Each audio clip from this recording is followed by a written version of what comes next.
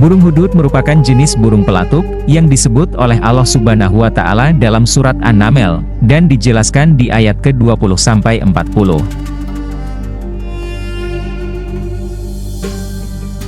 Untuk mengenali burung hudhud ini sangatlah mudah, karena ciri fisik dari burung ini adalah pada paruh dan jambulnya yang panjang.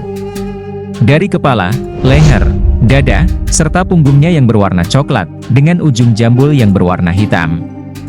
Adapun ukuran tubuh dari burung ini sekitar 30 cm, lebih besar dari burung merpati. Uniknya lagi, saat merasa ada bahaya mendekat, jambulnya kemudian akan terangkat.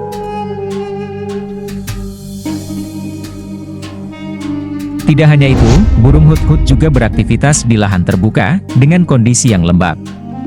Adapun cara bertahan hidup dari burung ini adalah dengan mematuk-matukkan paruhnya di tanah, kemudian mencari serangga untuk dimakan. Sementara itu, sarang dari burung ini berupa lubang-lubang pada pohon atau tebing karena dapat melindungi dari hujan dan terik. Berbicara mengenai keahlian dari burung hudhud, Allah Subhanahu wa Ta'ala telah memberikan sebuah mukjizat berupa penglihatan yang tajam, sehingga ia bisa terbang dalam kegelapan malam demi mencari sumber air. Kisah ini juga dimulai dari penjelasan Sayyidina Ibnu Abbas tentang kemampuan burung hudhud.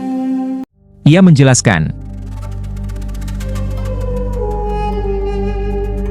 burung hudhud sangat mahir dalam mencari air, serta ditugaskan secara khusus oleh Nabi Sulaiman saat ia berada di padang pasir. Dengan kemampuannya, burung hudhud dapat melihat sumber air di dalam tanah, seperti manusia yang dapat melihat sesuatu di permukaan tanah. Hudhud juga mampu melihat seberapa jauh dan seberapa dalam sumber air di dalam tanah itu. Ketika hudhud sedang menunjukkan letak sumber air, Nabi Sulaiman alaihissalam juga memerintahkan jin untuk menggali tempat itu, sampai air keluar dari dasar bumi. Kisah Nabi Sulaiman alaihissalam beserta burung hudhud ini juga dijelaskan secara lengkap dalam Al-Quran Surat An-Naml. Dari situ kemudian dapat dilihat bagaimana pengorbanan hudhud, serta semangatnya dalam menyebarluaskan kebaikan. Pada awalnya, Nabi Sulaiman alaihissalam tak percaya terhadap apa yang dikatakan burung hudhud, dan Nabi Sulaiman mengira kalau apa yang dikatakan burung hudhud itu bohong.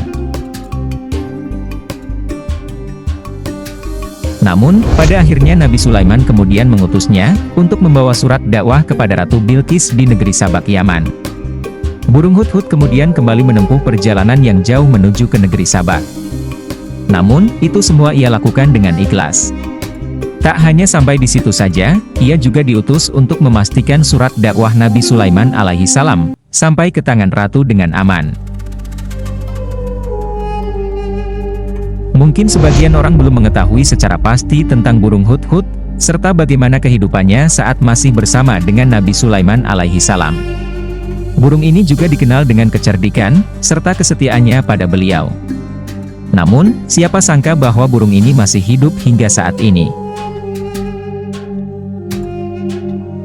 Itulah beberapa fakta menarik tentang burung hudhud. Semoga bermanfaat.